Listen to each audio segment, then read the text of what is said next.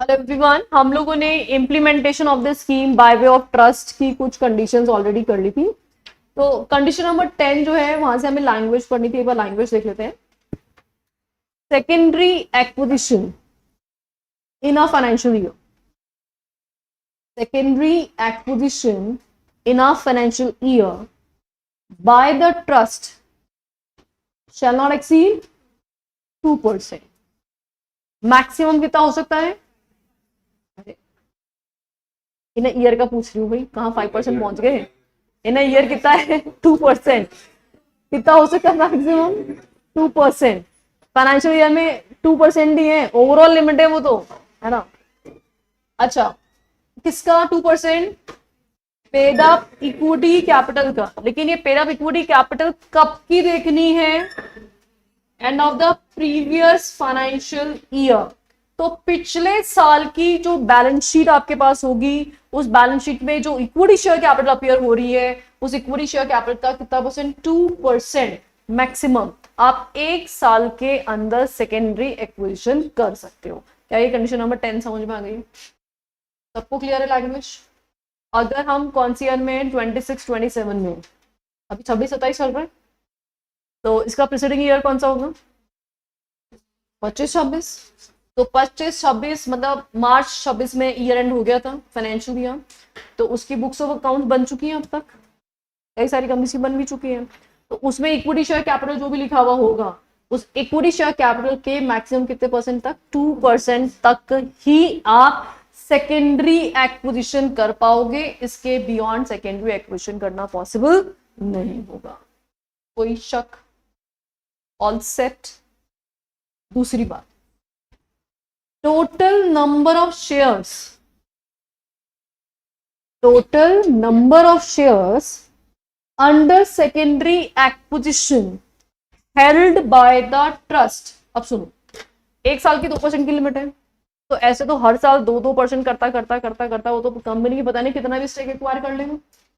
तो क्या बोला कि जब वो 2-2% करके एक्वायर कर रहा था, तो जो वो होल्ड करता है शेयर्स, वो किसी भी केस में at no point of time exceed, किसी भी केस में एक्सीड नहीं करना चाहिए, किसी भी टाइम पे एक्सीड नहीं करना चाहिए। किससे एक्सीड नहीं करना चाहिए? Below mention limit. किससे एक्सीड नहीं करना चाहिए? Below mention limit. और क्या है below mention limit? Part A B C की लिमिट कितनी है? 5%। डीई की लिमिट कितनी है? 2%। एंड सारी की सारी स्कीम्स मिलाकर के ओवरऑल एग्रीगेट कितनी लिमिट है? 5%। किसी भी केस में ये 5% से एक्सीड नहीं करनी चाहिए। तो एबीसी में कितना है? 5। डी के लिए कितना है? 2%। और सारी स्कीम्स मिलाकर के मैक्सिमम कितना रहेगा? 5%। अभी किसका 2%, किसका 5%? As the percentage of paid up equity share capital of the company. कब का? As at the end of the financial year. कौन सा financial year? Immediately prior to the year in which share holders approval is obtain. कौन सा year देखोगे? जिस साल में एसआर पास हुआ था ना, उससे प्रीसीडिंग फाइनेंशियल ईयर में जो बैलेंस शीट थी आपकी, उसकी जो इक्विटी शेयर कैपिटल है, उसका परसेंटेज हमें कैलकुलेट करना होगा। कुछ समझ में आया? अमाउंट्स हो गए हैं। मैं वापस से एग्जांपल दे रही हूँ, एक बार एग्जांपल वापस से समझना सब लोग। सुनो, हमारा ईयर है, बेस ईयर ले रही हूं मैं सिंपल भाषा में, जिसमें हमने एसआर पास किया। तो एसआर पास किया हमने in the year 2025-26। This is the year of passing SR. तो एसआर जिस साल पास किया, उसका preceding year, preceding year as per condition number 10 कौन सा आ गया? 2024-25। ये हो गया हमारा प्रीसीडिंग ईयर। ये बात समझ में आई क्या? प्रीसीडिंग ईयर में जो इक्विटी शेयर कैपिटल आपकी है, इक्विटी शेयर कैपिटल, हम उसी का परसेंटेज कैलकुलेट करेंगे। ठीक है, अब ये हमारा फिक्स हो गया, इसी साल की कैपिटल का परसेंटेज। अब हर साल कैपिटल में कुछ भी चेंज आए, कैपिटल बढ़े कम हो, कुछ भी हो, हमें कोई लेना देना नहीं है। हमें सिंपल क्या लेना देना है कि जो भी कैपिटल यहाँ पे है, उसी के परसेंटेज के हिसाब से सेकेंडरी एक्विजिशन किया जाएगा। अब कितना कितना किया जाएगा, मैं एक टेबल बना रही हूँ, फिर से ध्यान से देखो।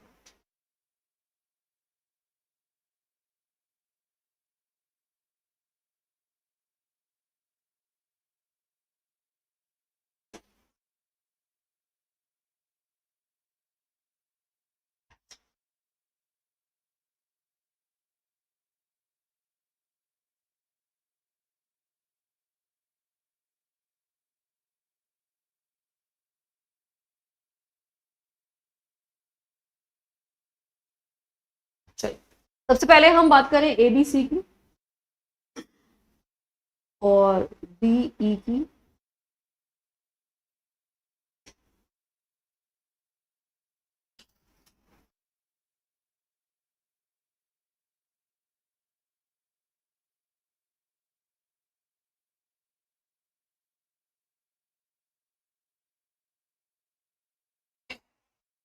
और ये हो गया टोटल। 25 26 ईयर है, 26 27 27 28 और ये बना देते हैं टोटल। लेट्स से हमने 25 26 में एसआर पास किया and we are willing to acquire shares from secondary market. Secondary acquisition करना चाह रहे हैं हम लोग। मान लो एबीसी में हम सेकेंडरी एक्विजिशन करना चाह रहे हैं 1% का, और डीई में भी हम 1% एक्वायर करना चाह रहे हैं। चलेगा क्या? कोई परेशानी इसमें? टोटल मिला के कितना हो गया ये 2% किसका परसेंटेज निकालोगे? Pair of equity share capital. कौन सी ईयर का? प्रेसिडिंग ईयर का। और प्रेसिडिंग ईयर कौन सा है? 24-25। समझ में आ गया? लैंग्वेज इंटरप्रिटेशन में कोई परेशानी? व्हाट लैंग्वेज सेज कि जो भी ट्रस्ट है सेकेंडरी एक्विजिशन कर रहा है तो वो in a financial year secondary acquisition कर सकता है maximum 2% of paid up equity share capital of preceding financial year. समझ में आ गया? फिर आगे बढ़ते हैं। अब हमें 2026-27 में, अब सब्सिक्वेंट ईयर्स में पहुंचते ही इसने बोला कि किसी भी पॉइंट ऑफ टाइम पे ट्रस्टी जो सेकेंडरी एक्विजिशन में शेयर्स एक्वायर किए हैं वो एबीसी में 5% से एक्सीड नहीं करना चाहिए और डीई में 2% से। अच्छा, अब एक साल में तो मैक्सिमम लिमिट 2% की है ना, ये पता है आपको? अच्छा, तो हम 2% से ऊपर तो जा ही नहीं सकते। ये तो हमारी मैक्सिमम लिमिट है इन अ ईयर, क्योंकि पॉइंट नंबर 10 ने साफ साफ बोल दिया। तो अब मैं यहाँ पे मान लो डीई जो है वो एक्वायर करना चाहती हूँ 0.5% और ये मैं करना चाहती हूँ 1.5%। चलेगा क्या? तो परेशानी इसमें किसी को? विद इन द लिमिट चल रहा है सब कुछ? ओके। ये जो मैंने 1.5% 0.5% निकाला है ये किसका निकाला है? Pair of equity share. कौन से साल की? Immediately preceding financial year in which SR was pass. अब हम ये नहीं बोलेंगे प्रीसीडिंग फाइनेंशियल ईयर, अब हम preceding financial year of SR बोलेंगे कि 26-27 का प्रीसीडिंग तो 25-26 होता है, और हम 25-26 का कैपिटल नहीं लेंगे, हम किसका लेंगे? 24-25 का लेंगे, क्योंकि 25-26 में एसआर पास हुआ था, तो एसआर पास होने के प्रीसीडिंग फाइनेंशियल ईयर का कैपिटल देखा जाएगा। अब बताओ कोई परेशानी? समझ में आ गया सबको अच्छे से? चलो फिर आगे बढ़ते हैं, हम 27-28 में जाते हैं। अच्छा, क्या ये पॉसिबल है कि मैं 27-28 में 1% डीई ले लूं? क्या हूं? बिना सोचे हमें हूं बोल रहे हैं सब। अरे 1.5% तो पहले हो चुका है ना, और डीई की लिमिट कितनी है? 2% से बियॉन्ड तो जा ही नहीं सकता ना, ये 2% से बियॉन्ड तो जा ही नहीं सकता। तो अगर मुझे डीई करना है तो मुझे मैक्सिमम कितना करना पड़ेगा? 0.5 करना पड़ेगा। समझ में आई बात? हूं नहीं करो, ध्यान से देखो। हो गया? अच्छा, 0.5% किया तो मैंने ये टोटल मिला के कितना हो गया? अब ये विद इन द लिमिट है, अब ये विद इन द लिमिट। अच्छा चलो ठीक है, तो मैं 1.5% एबीसी ले लू क्या? 1.5% एबीसी ले लू क्या? नहीं ले सकती। क्यों नहीं ले सकती? कौन सी लिमिट बियॉन्ड जा रही है? ओवरऑल लिमिट एक्सीड हो रही है, क्योंकि ओवरऑल लिमिट मिलाकर के 5% के बियॉन्ड नहीं जा सकता। सिंपल बात है, 5% के बियॉन्ड नहीं जा सकता ना। 2 हो चुका है, 2 हो चुका है, मतलब कितना हो चुका है? 4। बचा कितना? तो अब 27-28 में आप 1% ही एक्वायर कर पाओगे, 1% के बियॉन्ड नहीं जा सकते। तो अगर इसमें से 0.5 आप डीई लेना चाह रहे हो तो आपके बचा कितना? बस यही एबीसी से ले सकते हो। समझ में आया? इसका मतलब एबीसी का टोटल कितना हो गया? 3%। तो any how in any circumstances overall limit 5% से एक्सीड नहीं करेगी, ABC 5% से एक्सीड नहीं करेंगे और DE 2% से एक्सीड नहीं करेंगे। अब क्लियर? जितने साल तक 5% ना हो मान लो हमने यहाँ पे 2 की जगह से 1% ही किया होता तो फिर बाकी का 1% यहाँ कर रहे हैं, मतलब 5 साल तक कर सकता है। मान लो 0.5% कर रहा है तो उसके हिसाब से तो ये तो टोटली डिपेंड करता है कि उसने ओवरऑल जो लिमिट एक्विजिशन की है वो कितनी की है आज की डेट पे, उस पे बेस्ड है। ठीक है, नया नहीं उसको यहाँ पे अब वो एक्वायर नहीं कर सकता और फर्दर, तो उसको क्या करना पड़ेगा, पहले स्कीम लॉन्च ही करनी पड़ेगी एंड देन। अब ऐसे इतना लंबा जाएगा नहीं, अभी आगे कंडीशंस और आएंगी, इतना लंबा जा ही नहीं सकते। ऐसा होना है कि भाई एक्वायर करता रहेगा और फिर स्कीम लॉन्च नहीं कर रहा, प्रैक्टिकली पॉसिबल नहीं है। तो कंडीशन 10 और 11 की लैंग्वेज में कोई परेशानी? अब बढ़ लें आगे। ओके, नोट कर लो।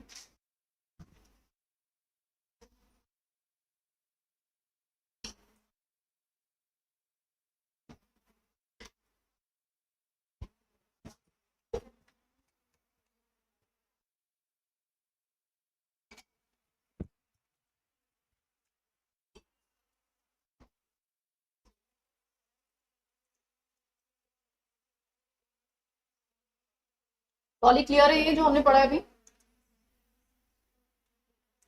Yes.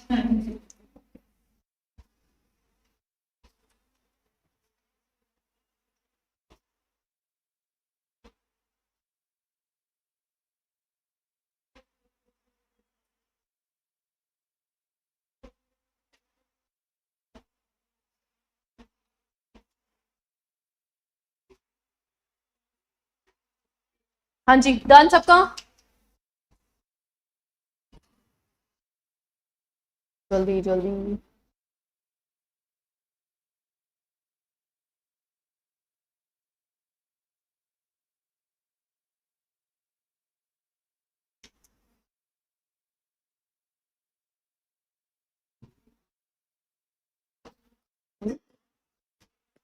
तो नेक्स्ट कंडीशन जो है वो थोड़ा ध्यान से देखना, लैंग्वेज थोड़ा ध्यान से सुनते हैं।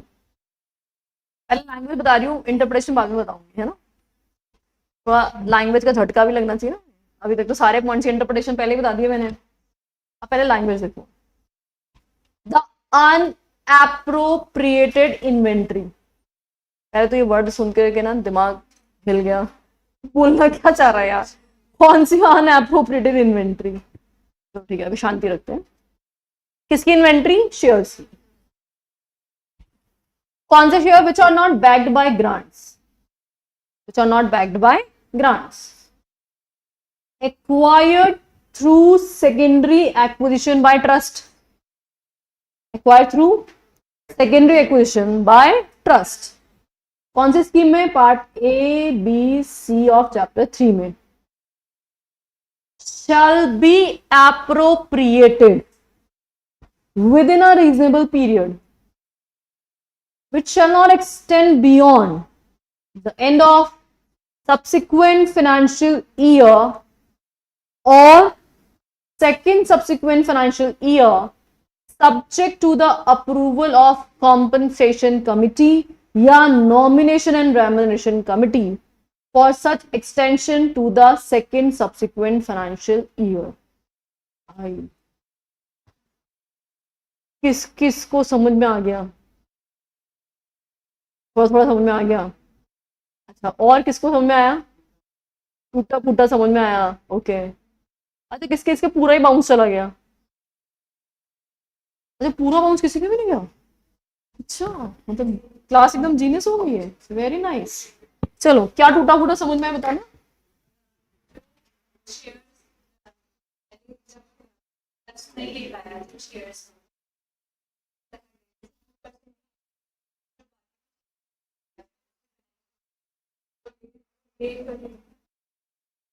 क्या टूटा फूटा समझ में आया था? अच्छा ठीक है, देखो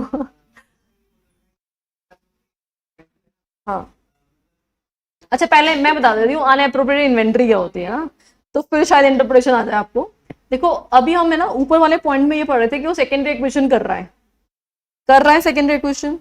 अब वो लेके रखे जा रहा है रखे जा रहा है रखे जा रहा है और स्कीम में एलोकेट नहीं कर रहा है, तो मतलब वो स्कीम क्या है, अनएप्रोप्रिएटेड है।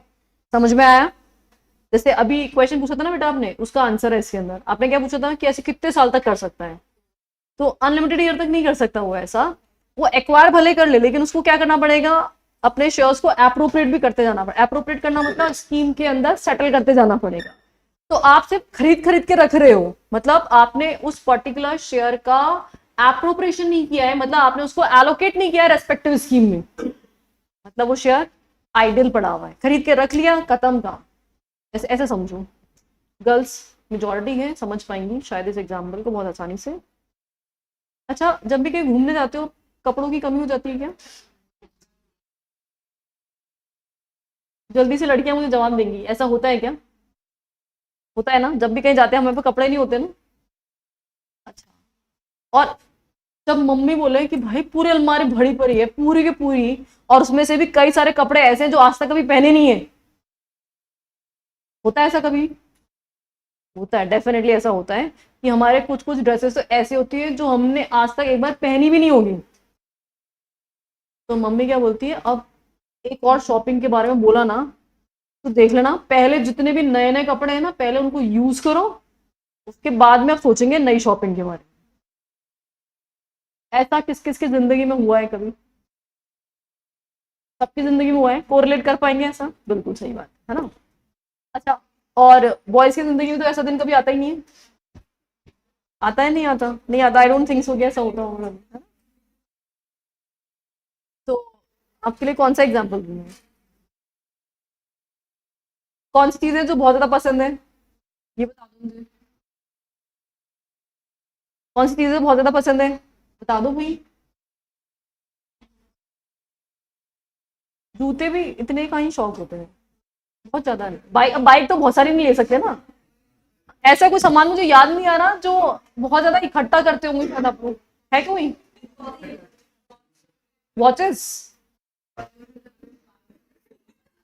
अरे भाई इस लेवल पे इतने नहीं खरीदेंगे वॉचेस, इतनी महंगी वॉचेस होती है, घर वाले लटका देंगे उल्टा, रोज रोज वॉचेस खरीद के लाएंगे तो। कोई और चीज जो, अरे लड़कों बता दो भाई। हाँ, नखरे होते ही नहीं है, जो है चल रही है, हाँ चलो ठीक। कोई कोई चीज का एक्यूमुलेशन नहीं कर रखा आज तक? नथिंग? हाँ, अरे नहीं, यूज करने वाली चीजों का पूछ रहे हैं। कोई, चलो ठीक है, इट्स ओके। हाँ, तो ये लड़कियों के लिए एग्जाम्पल है बस, आई नो। अभी यहाँ पे जैसा हाल लड़कियों ने अपनी अलमारी का बनाया था ना, कि बस नए कपड़े आए जा रहे हैं आए जा रहे हैं, और वो ठूसते जा रहे हैं उसमें ठूसते जा रहे हैं, और घर में जगह नहीं मिल रही है ना। और साथ में मम्मियों का भी यही हाल है ना। मम्मियाँ चाहे हमें कितना ही बोल ले, उनका भी सेम सीन होता है। नई साड़ियाँ ठूसती जा रही है, नई ड्रेसेस ठूसती जा रही है, पुरानी निकल नहीं रही है, काम आ रही नहीं है, लेकिन फिर भी नई शॉपिंग होती जा रही है। This is very common. अच्छा, और स्पेशली आजकल एक नया ट्रेंड और है, जिस भी क्लोज रिलेटिव की शादी होगी ना वहां पे होता है ड्रेस कोड। और जब ड्रेस कोड होता है तो फिर तो पूरे परिवार के कपड़े बन रहे होते हैं भाई। फिर तो ऐसा नहीं है कि सिर्फ भाई औरतें ही जाकर के अपने कपड़े सिलवा रही हैं, ऐसा कुछ नहीं है। फिर तो मैचिंग के जेंट्स के कपड़े भी बनेंगे, है ना, लड़कों के भी कपड़े बनेंगे, सबके बनेंगे।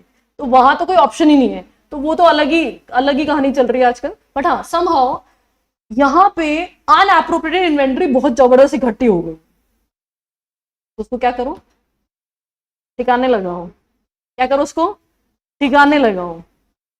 ठिकाने लगाओ मतलब उसको क्या करो, एप्रोप्रिएट करो। क्या करो, उसको एप्रोप्रिएट करो। अब एप्रोप्रिएट करने के लिए क्या करना पड़ेगा, शेयर्स को स्कीम्स लॉन्च करनी पड़ेगी। तो स्कीम लॉन्च करके उसको हम क्या करेंगे, जैसे ईसॉस, ईएसपीएस, एसएआर, उसमें एलोकेट कर देंगे और स्कीम लॉन्च कर देंगे, ताकि ये पता रहेगा कि ये वाले शेयर ईसॉस के हैं, ये वाले शेयर ईएसपीएस स्कीम के। इतनी स्कीम हमारी आ चुकी है, इतने एप्लीकेंट्स आ चुके हैं, अब फ्यूचर में हम इनको अलॉट करेंगे। ये काम कब तक हो जाना चाहिए, नेक्स्ट फाइनेंशियल ईयर के एंड तक हो जाना चाहिए। कब तक हो जाना चाहिए, नेक्स्ट फाइनेंशियल ईयर के एंड तक हो जाना चाहिए। और अगर बाई चांस आपको ज्यादा परेशानी हो रही है कि आप नेक्स्ट फाइनेंशियल ईयर तक ये नहीं कर पा रहे हो, तो फिर एक साल का एक्सटेंशन हम आपको दे रहे हैं, सेकेंड नेक्स्ट ईयर के एंड तक ये काम हो जाना चाहिए, लेकिन अगर आपको एक्सटेंशन चाहिए तो you will have to take approval. किसकी अप्रूवल लेनी पड़ेगी? कॉम्पनसेशन कमिटी, या आपकी कंपनी में एनआरसी है, नॉमिनेशन एंड रेम्युनरेशन कमिटी है, तो उससे अप्रूवल लेनी होगी। बात समझ में आ गई सबको अच्छे से? अभी इस कंडीशन में कोई परेशानी? तो देखो कंडीशन क्या है, हमारे पास है अनएप्रोप्रिएटेड इन्वेंट्री। ये इन्वेंट्री आई कहां से? सेकेंडरी एक्विजिशन से आई। कैसे आई? Acquired through secondary acquisition. कैसे एक्वायर की गई है? सेकेंडरी एक्विजिशन के थ्रू एक्वायर की गई है ना। कौन से स्कीम के अंदर एक्वायर की गई थी? Under part A, part B, part C of chapter 3। बताइए वो तो हमें, इसके अंदर एक्वायर की गई थी। तो इस अनएप्रोप्रिएटेड इन्वेंट्री को आपको क्या करना है? एप्रोप्रिएट करना है।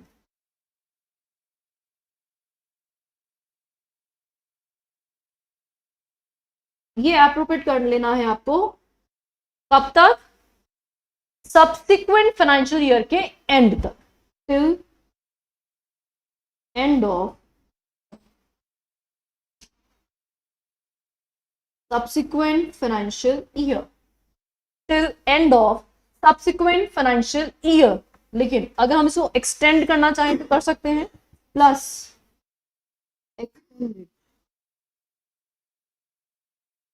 Second subsequent financial year.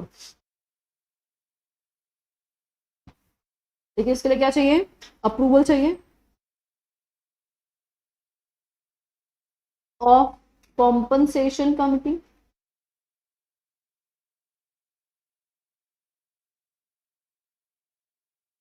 या फिर NRC, nomination and remuneration committee. जो भी आपकी कंपनी में, उससे आपको अप्रूवल लेके इसको सेकेंड सब्सिक्वेंट फाइनेंशियल ईयर तक एप्रोप्रिएट करना ही पड़ेगा। एक साल तो मिलेगा ही मिलेगा, और अगर एक साल के बियॉन्ड जाना है तो फिर अप्रूवल लेके करना पड़ेगा।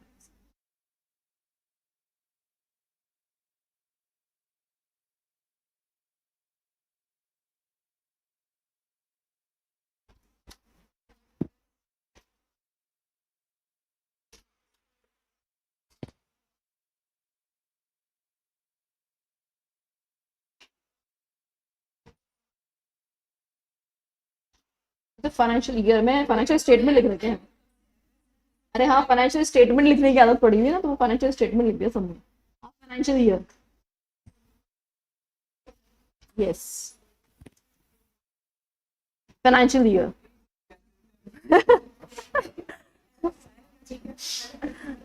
हाँ, वो फाइनेंशियल स्टेटमेंट इतना ज्यादा मेरे प्रैक्टिस पड़ी हुई है, तो एफ एस नहीं, फ्लो में जाता है वो।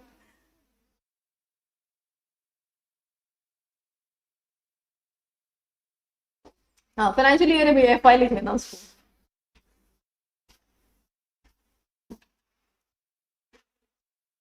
Noting done. अच्छा, ये कंडीशन समझ में आ गई कि सबको? Okay, we are done with 12 conditions. किसको याद होगी पूरी 12 की 12 कंडीशन? नहीं याद है? हो गई ऑलमोस्ट ऑलमोस्ट ऑलमोस्ट। हाँ, एक आध अटक जाओ तो कोई बात नहीं, ऑलमोस्ट हो गई, ठीक है, हो गई। मैं पूछूंगी भी, देख लेना। चलो आगे बढ़ लेते हैं फिर हम। Noting done. चलो आगे देखो। The trust shall be required to hold the shares acquired through secondary acquisition for a minimum period of 6 months। कितने महीने के लिए होल्ड करना पड़ेगा? 6 महीने, मतलब लॉक इन पीरियड है एक तरह से, तो 6 महीने तक उसको होल्ड करके रखना पड़ेगा। एक्सेप्ट, लेकिन 6 महीने से पहले वो ट्रांसफर कर सकता है। कब कब कर सकता है? where they are required to be transferred in the circumstances enumerated in these regulation. तो रेगुलेशन के कंप्लायंस में अगर हमें ट्रांसफर करना है शेयर्स को तो आप कर सकते हो ट्रांसफर, वेदर ऑफ मार्केट या और on the platform of the stock exchange. और ये ट्रांसफर कहाँ कहाँ हो सकता है, ऑफ मार्केट ट्रांसफर भी हो सकता है या स्टॉक एक्सचेंज प्लेटफॉर्म पे भी हो सकता है। अभी ऑफ मार्केट में क्या क्या आता है वो आगे अभी हम पढ़ने वाले हैं, ठीक है। तो इस पूरे सिंपल कंडीशन का मतलब सिंपल सा इतना सा है कि 6 महीने का लॉक इन इनको फॉलो करना पड़ेगा। तो जो भी ट्रस्ट ने शेयर्स एक्वायर किए थे सेकेंडरी एक्विजिशन के थ्रू, तो वो उसको क्या करेगा, होल्ड करेगा फॉर मिनिमम 6 मंथ्स। ये हमारी प्राइम कंडीशन हो गई। फिर क्या बोला, एक्सेप्शन। एक्सेप्शन वो क्या कर सकता है, उनको ट्रांसफर कर सकता है एज पर रेगुलेशन। रेगुलेशन के कंप्लायंसेस में वो उसको ट्रांसफर कर सकता है। कैसे ट्रांसफर कर सकता है, 2 तरीके हैं ट्रांसफर करने के, या तो ऑफ मार्केट या फिर स्टॉक एक्सचेंज प्लेटफॉर्म पे,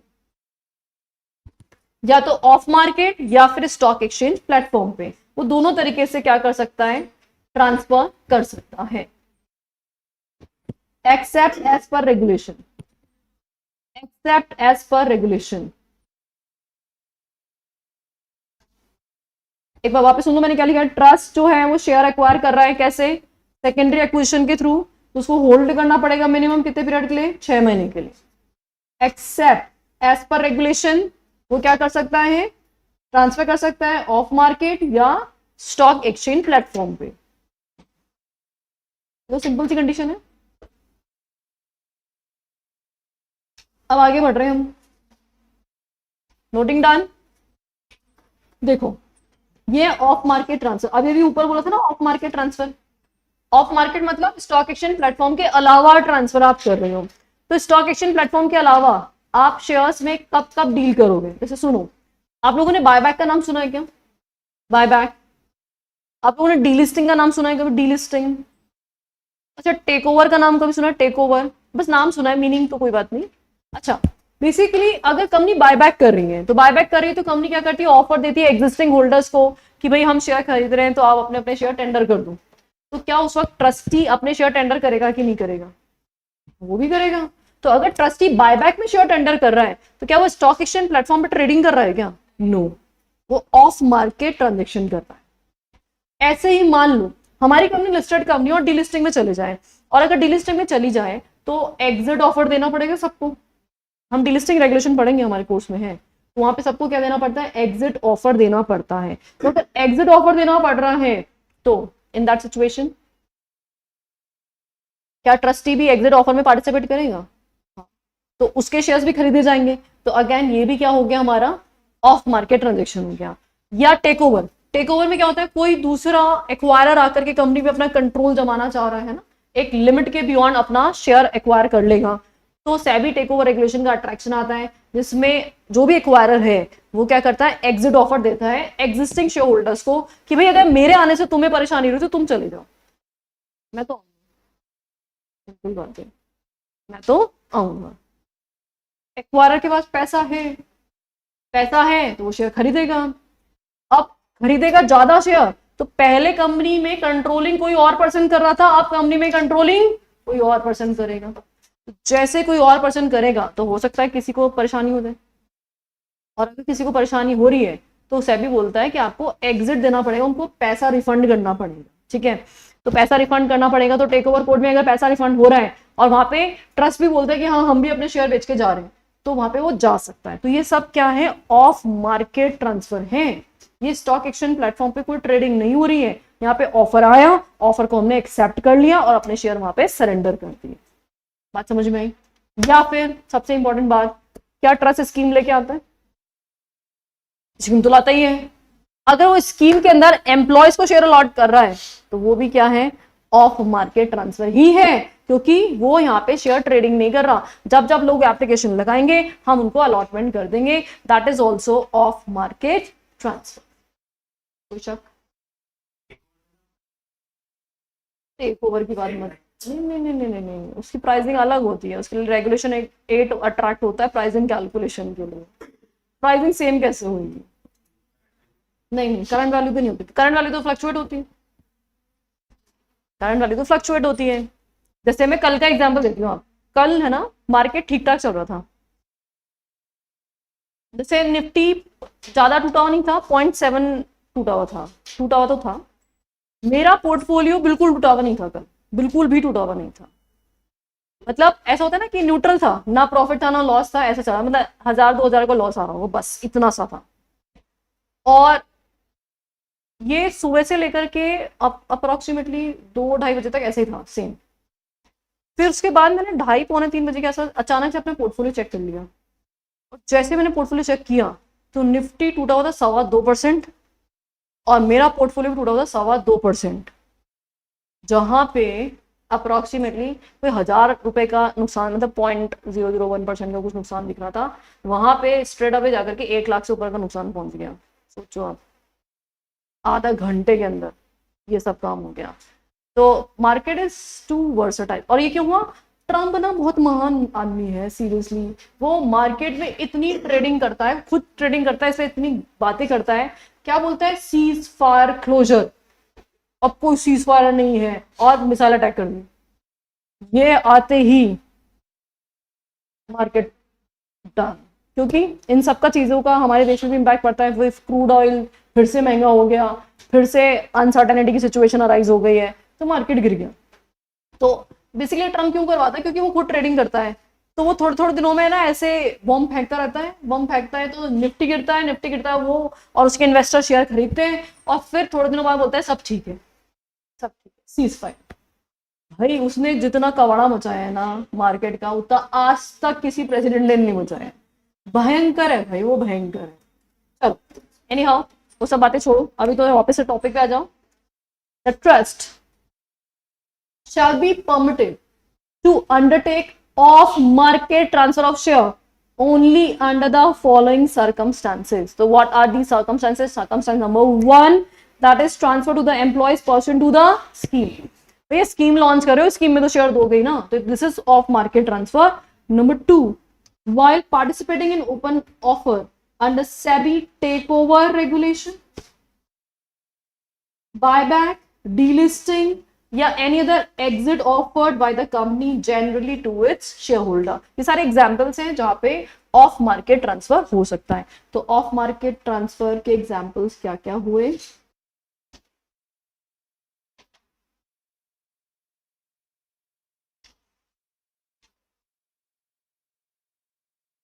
हाँ जी, नंबर 1 एग्जाम्पल हुआ स्कीम, है ना, शेयर अलॉटेड अंडर स्कीम।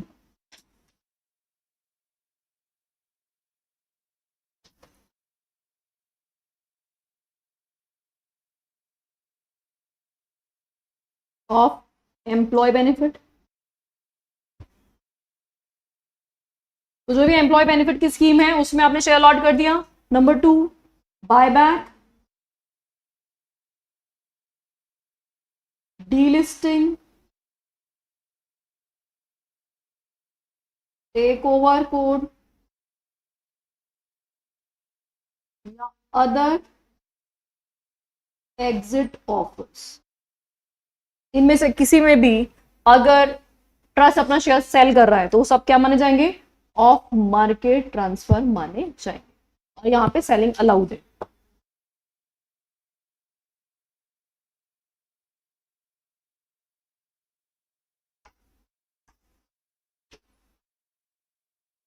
ठीक है, done. Delisting, take over, other exit offers.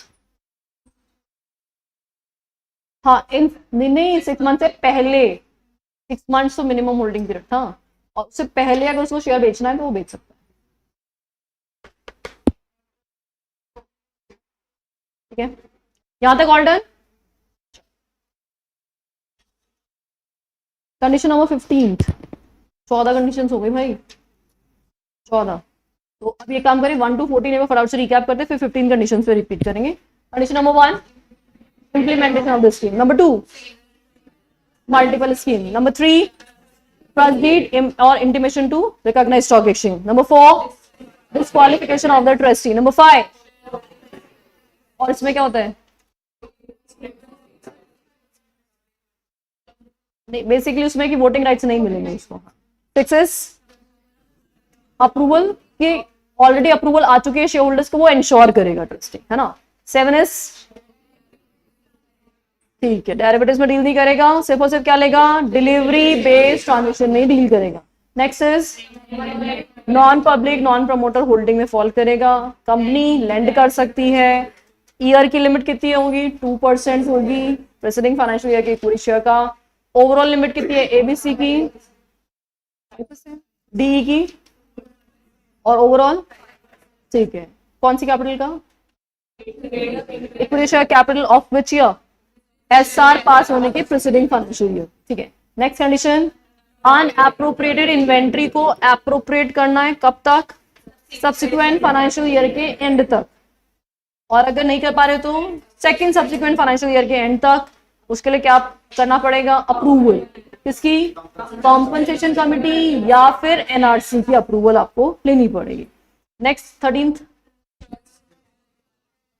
ठीक है, और कितने पीरियड तक होल्ड करेगा, 6 महीने तक, और इसके बाद वो क्या कर सकता है, शेयर को ट्रांसफर कर सकता है, कैसे, स्टॉक एक्सचेंज या ऑफ मार्केट, है ना, एक्सेप्शन में वो एज पर द रेगुलेशन। और ऑफ मार्केट ट्रांसफर के ट्रांजेक्शन्स के एग्जांपल्स अभी भी हमने देखे, स्कीम इंप्लीमेंटेशन कर रहे हो, बायबैक, डीलिस्टिंग या फिर टेक ओवर या अदर एग्जिट ऑफर जो भी है, उसके अंदर आप शेयर्स एग्जिट कर सकते हो। यहाँ तक कोई शक, समझ में आ गया सब कुछ इससे। चलो आगे बढ़ते हैं अब हम। Trust shall not become mechanism for trading. भाई ट्रस्ट जो है ना, ट्रेडिंग नहीं कर सकता। ट्रस्ट क्या करता है, सिर्फ डिलीवरी बेस पे ट्रांजेक्शन करता है, शेयर होल्ड करके रखता है बस। तो स्कीम जब भी आएगी उसमें शेयर दे देगा, या ऑफ मार्केट ट्रांसफर है तो उसमें शेयर दे देगा, लेकिन वो बाय सेल ये सब कुछ नहीं कर सकता, क्योंकि बिना फालतू बाय सेल करके ट्रेडिंग करके आप शेयर्स की प्राइस फ्लक्चुएट करा दोगे। तो ये सब ट्रस्ट को करना कतई अलाउड नहीं है, तो इसीलिए ट्रस्ट ट्रेडिंग करना अलाउड नहीं है। And hence shall not sell the shares in the secondary market. लेकिन इसके हर रूल के कोई ना कोई एक्सेप्शन जरूर होते हैं, तो यहाँ पे एक्सेप्शन दे रखे हैं कि कौन कौन से केसेस में वो शेयर सेल कर सकता है। अब जो ये पहला पॉइंट लिखा है ना, वो बिल्कुल समझ नहीं आएगा, तो बेटर है कि मैं पहले ही आपको बता दूं पहले ही, या लैंग्वेज पढ़ दूं एक बार। चलो लैंग्वेज पढ़ती हूँ, देखते हैं क्या समझ में आता है। वैसे तो नहीं आएगा पर ठीक है। To enable the employee to fund the payment of exercise price, the amount necessary to meet his or her tax obligation and other related expenses pursuant to exercise of options granted under the ESOP। Line तो दो ही है, मेरे हिसाब से तो नहीं आनी थी समझ में, पर फिर ठीक है, ट्राई कर लो।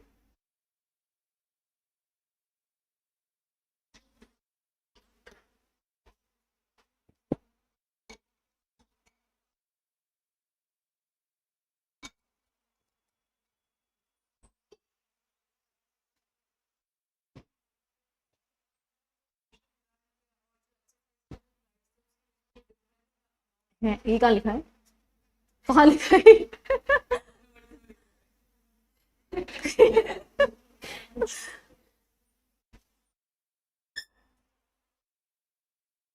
to enable the employee to fund the payment of exercise price, to fund the payment of exercise price।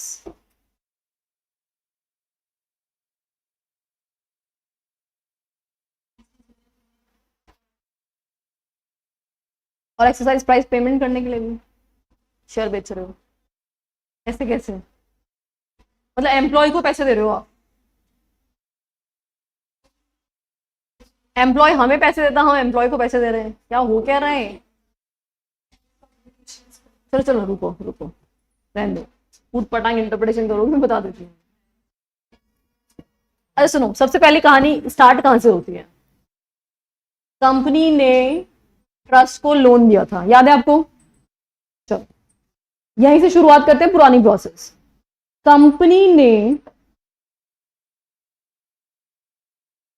Trust को लोन दिया था, और उस लोन के पैसे से ट्रस्ट ने क्या खरीदे थे, शेयर परचेज किए थे। और शेयर परचेस करने के दो तरीके आपको ऑलरेडी पता ही है, एंड दैट इज व्हाट, तो फ्रेश शेयर्स या फिर सेकेंडरी एक्विजिशन।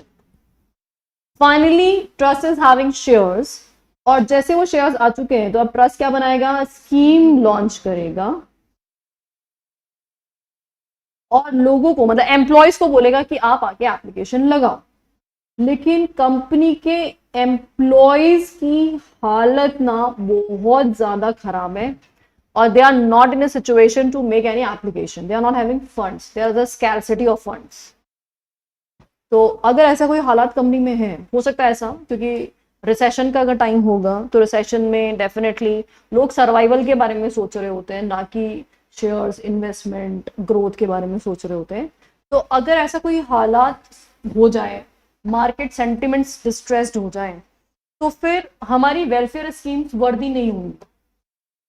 तो अब अगर एम्प्लॉय के पास कुछ पैसे हैं ही नहीं, तो दिमाग में क्या आता है, तो एम्प्लॉय लोन ले जाकर के। पर प्रॉब्लम ये होती है कि अगर आपका फाइनेंशियल खराब है तो आपको लोन भी नहीं मिलता है।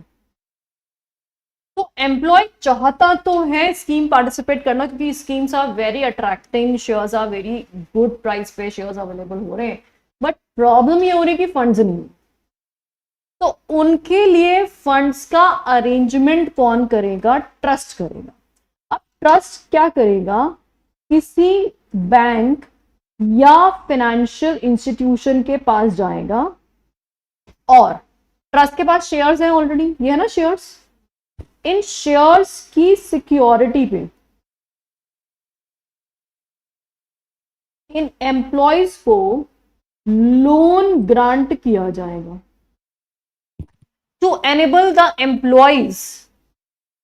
क्या लिखा था condition, to enable the employees to have funds, किसके लिए, make the payment of exercise price. ये लिखा था ना इसमें पहली लाइन, ये पूरी पहली लाइन का इंटरप्रिटेशन है। देखो क्या बोला था इसने, to enable the employees to fund the payment of exercise price, क्योंकि एम्प्लॉयज तो फुक्कड़ हो चुके हैं, उनके पास कुछ पैसा वैसा है नहीं। तो जब उनके पास कुछ पैसा वैसा है नहीं, ना ही उनको लोन मिल सकता है, तो लोन नहीं मिल सकता, तो यहाँ पे अब ट्रस्ट को इंटरवीन करना पड़ रहा है। ट्रस्ट बोल रहा है कि तुम टेंशन मत करो, मैं तुम्हें लोन ग्रांट करवा, लेकिन लोन के बदले में सिक्योरिटी तो रखवानी पड़ेगी, और वो सिक्योरिटी किसकी रखाई गई है, शेयर्स की। यहाँ तक का प्रोसेस समझ में आया क्या। अब एम्प्लॉय क्या करेंगे, एप्लीकेशन लगा देंगे एप्लीकेशन, ओके। अब जैसे इनको लोन मिल गया तो ये क्या करेंगे, मेक एप्लीकेशन, और जैसे ही एप्लीकेशन लगाएंगे तो एप्लीकेशन के साथ साथ क्या देंगे, पैसा भी देंगे। तो ये क्या देंगे, payment for allotment of shares. ये पेमेंट किसको मिलेगा, ऑफ कोर्स ट्रस्ट को मिलेगा। तो ये जो पेमेंट है ये किसके पास आ गया, यहां से आ गया ट्रस्ट के। बोलो समझ में आया क्या। अब जब ट्रस्ट के पास पैसा आ चुका है तो ट्रस्ट पहला काम क्या करेगा, कंपनी का लोन रीपे करेगा। कंपनी से लोन लिया ना ट्रस्ट ने, लोन लिया है ना, तो लोन रीपे करेगा। तो रीपे लोन क्या कर दिया, तो कंपनी का लोन सेटल हो चुका है। अब एक लोन बचा हुआ है, कौन सा वाला लोन बचा हुआ है, ये वाला। बैंक ने किसको लोन दिया था, एम्प्लॉयज को।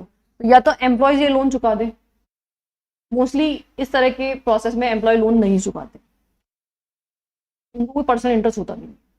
तो यहां पे बैंक अपने लोन को रिकवर, अब एम्प्लॉय क्या करेंगे, रीपे ऑफ लोन नहीं करेंगे ऑब्वियसली। तो फिर यहां पे क्या होता है, शेयर बिकेगा।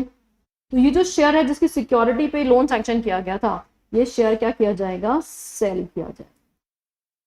और जैसे शेयर सेल होगा तो उससे क्या मिल जाएगा, मनी, और इस मनी से बैंक का लोन क्या हो जाएगा, रीपे। अब हमारे दिमाग में ये मुद्दा आ रहा होगा कि एम्प्लॉय को क्या मिला, जब शेयर ही बिक गया उसका, उसको मिला क्या, उसको मिला डिफरेंस वैल्यू। सुनो, ऑफर प्राइस बहुत सस्ते प्राइस पे था, market price was much more higher. अगर ऑफर प्राइस मान लो 100 रुपए का था और मार्केट में वो शेयर 200 पे बिक रहा है, तो यहाँ पे एम्प्लॉयज को खुद की जेब से तो 1 रुपए भी नहीं लगाना पड़ा, हमने फ्री फोकट में क्या करवा दिया, उनको शेयर अलॉट करवा दिया एक बार को, और फिर वो शेयर मार्केट में बिकवा दिए। तो इससे क्या हुआ, 200 रुपए मिले, जबकि बैंक को हमें कितना देना पड़ेगा, सिर्फ 100 रुपए देने पड़ेंगे। तो बचा हुआ 100 रुपए किसकी जेब में जाएगा, एम्प्लॉयज की जेब में जाएगा। This is how we are going to provide benefit to the employee. अगर कल को एम्प्लॉय के पास पैसा आ जाए तो वो लौटा दे तो बहुत ही अच्छी बात है, शेयर उसके पास रह जाएगा। और अगर नहीं भी आता है, वो डिफॉल्ट करता है, तो कोई परेशानी नहीं है। यहाँ पे क्या किया जाएगा, ये शेयर बिकवा दिया जाएगा, और जैसे ये शेयर बिकेगा तो बैंक का लोन रीपेमेंट हो जाएगा, जितना लोन है उतना ही रीपेमेंट होगा। बाकी जो भी एक्सेस मनी है उसमें किसका राइट बनता है, एम्प्लॉयज का राइट बनता है। इसीलिए ये पैसा किसका हो गया, एम्प्लॉयज हो गया, उनको बेनिफिट मिल गया। ये बात समझ में आई है?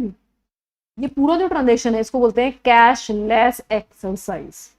क्या बोलते हैं इसको, कैश लेस एक्सरसाइज।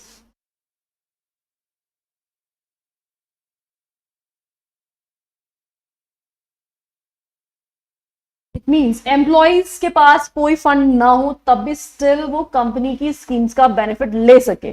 तो इस तरह के एक्सरसाइज के लिए क्या यहाँ पे शेयर बेचने पड़ गए, बेचने पड़ गए। हमने क्या बोला, trust will not sell the shares, trust will not trade in the shares, ऐसे ही बोला था ना। तो उसका एक्सेप्शन नंबर 1 क्या हुआ, अगर हम एम्प्लॉयज को एक्सरसाइज प्राइस या उससे रिलेटेड एक्सपेंसेस या टैक्स ऑब्लिगेशन पेमेंट करने के लिए अपने शेयर बिकवा रहे हैं तो वो बिकवा सकते हैं, दैट इज अलाउड। किस किस के ऊपर से निकल गई कहानी, सबको समझ आ गया, आगे समझ में सबको। देखो वापस सुनो बेटा, तो सिंपल कहानी कहाँ से स्टार्ट हो रही है, एम्प्लॉयज के पास फंड नहीं है वहां से हो रही है ना। नॉर्मल कहानी तो जैसी थी वैसी ही है भाई। कंपनी सबसे पहले ट्रस्ट को क्या दे रही है, लोन दे रही है, लोन से ट्रस्ट क्या करेगा, शेयर खरीदेगा, ठीक है। अगर उसने स्कीम लॉन्च की, अगर मान लो एम्प्लॉयज के पास पैसा होता तो वो पैसा इमीडिएटली दे देते और वो कंपनी का लोन रीपे कर देता, कहानी खत्म हो जाती। बट प्रॉब्लम यहाँ राइज हुई कि एम्प्लॉयज के पास पैसे नहीं थे। अब क्योंकि एम्प्लॉयज के पास पैसे नहीं थे तो एम्प्लॉयज को लोन की नीड है, और प्रॉब्लम क्या है, वो पर्सनल लेवल पे लोन ले नहीं सकते क्योंकि उनकी आईटीआर इतनी अच्छी नहीं है, उनके पास इतनी एसेट्स नहीं है। तो आपको कोई ना कोई एसेट गिरवी रखनी पड़ेगी। तो वो एसेट किसके पास है, ट्रस्ट के पास है, ट्रस्ट के पास शेयर्स है।